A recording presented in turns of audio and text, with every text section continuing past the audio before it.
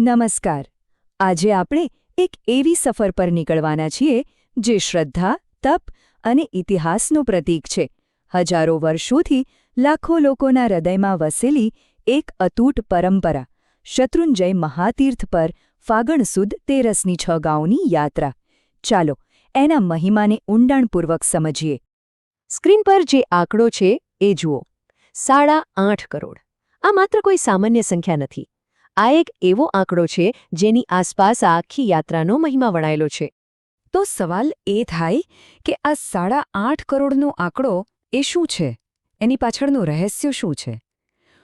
આ આંકડો આપણને એક એવી પ્રાચીન અને અદ્ભુત ઘટના સાથે જોડે છે જ્યાં એકસાથે આટલા બધા આત્માઓએ મુક્તિ મેળવી હતી. આ એ જ ઘટના છે જે આજે પણ લાખો લોકોને પ્રેરણા આપે છે.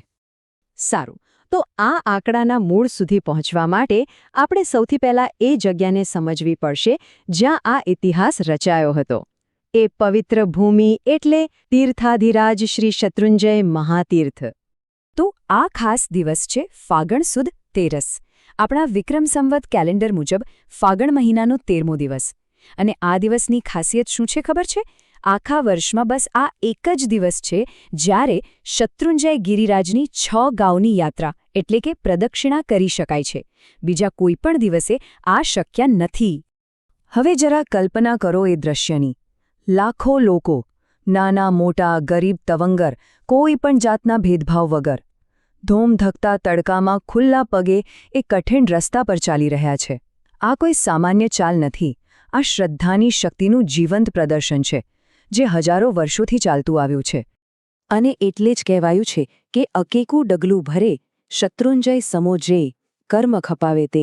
મતલબ કે શત્રુંજય તરફ ભરેલું માત્ર એક પગલું પણ તમારા કરોડો ભવના કર્મોને બાળી નાખવાની તાકાત રાખે છે. આ છે આ યાત્રાનું આધ્યાત્મિક વચન. શત્રુંજયની ભવ્યતાનો અંદાજ તો આ આંકડાઓ પરથી જ આવી જાય. સિદ્ધ ક્ષેત્ર એટલે કે જ્યાંથી આત્માઓ મુક્ત થયા હોય એવી પવિત્ર જગ્યા. આના સિવાય સિદ્ધાચલ, પુંડરીકગિરી જેવા 108થી પણ વધુ નામ છે. અને મંદિરો 863થી પણ વધારે. અને એમાં બિરાજમાન મૂર્તિઓ 17,000થી પણ વધુ. અને સૌથી મોટી વાત, 24માંથી 23 તીર્થંકર ભગવંતોના પગલાંથી આ ભૂમિ પાવન થયેલી છે. પણ આટલી મોટી યાત્રા, આટલી શ્રદ્ધા, આ બધું શા માટે? આની પાછળની જે મૂળ કથા છે ને, એ આપણને સીધા દ્વાપર યુગમાં ભગવાન શ્રી કૃષ્ણના સમયમાં લઈ જાય છે. વાત એમ છે કે ભગવાન શ્રી કૃષ્ણના પુત્રો હતા શાંભ અને પ્રદ્યુમ્ન. એક દિવસે એમને 22મા તીર્થંકર ભગવાન નેમિનાથનો ઉપદેશ સાંભળવા મળ્યો. બસ એ ઉપદેશ સાંભળીને એમનું હૃદય પરિવર્તન થઈ ગયું. રાજપાટ, સુખ વૈભવ બધું જ છોડી દીધું અને દીક્ષા લઈ લીધી. અને પછી કઠોર તપ કરવા માટે ક્યાં ગયા? શત્રુંજય ગિરી પર. અને ત્યાં જ ફાગણ સુદ 13ના એ પવિત્ર દિવસે ભાડવા ડુંગર પર એ બંને અને એમની સાથે બીજા 8.5 કરોડ મુનિઓ બધા જ કર્મોનો નાશ કરીને મોક્ષ પામ્યા. આ છે એ ઐતિહાસિક ઘટના.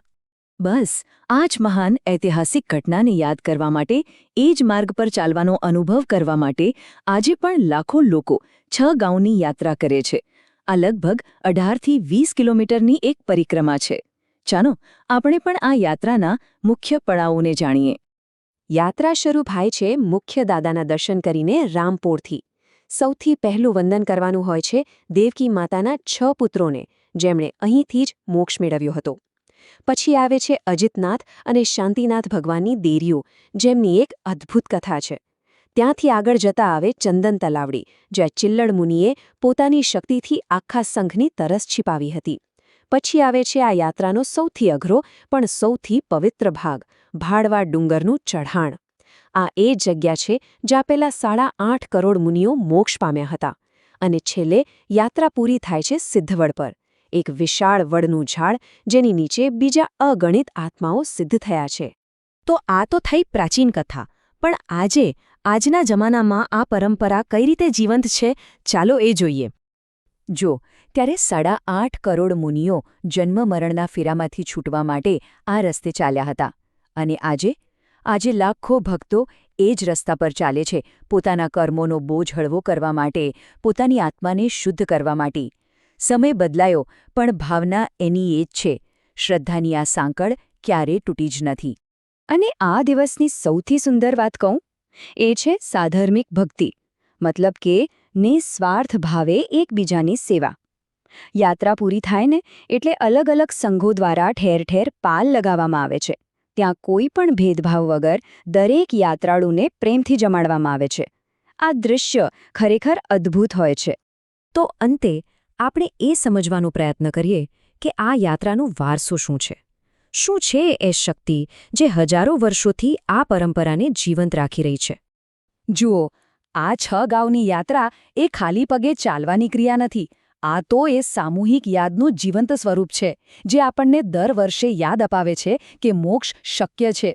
જેમ એ કરોડો આત્માઓએ મુક્તિ મેળવી, એમ આપણા માટે પણ એ દરવાજા ખુલ્લા છે. બસ શ્રદ્ધાથી એક ડગલું ભરવાની જરૂર છે. તો ચાલો આપણે આ એક વિચાર સાથે વિરામ લઈએ. એવી તો કઈ શક્તિ છે શ્રદ્ધામાં કે આટલી બધી તકલીફો અને મુશ્કેલીઓ છતાં લોકો હજારો હજારો વર્ષથી એક પરંપરાને આટલા ઉત્સાહથી જીવંત રાખે છે? કદાચ આનો જવાબ એ જ છે કે દરેક મનુષ્ય ક્યાંક ને ક્યાંક કશાક શાશ્વત અને પવિત્ર તત્વ સાથે જોડાવા માંગે છે. આ વિશ્લેષણમાં જોડાવા બદલ આભાર.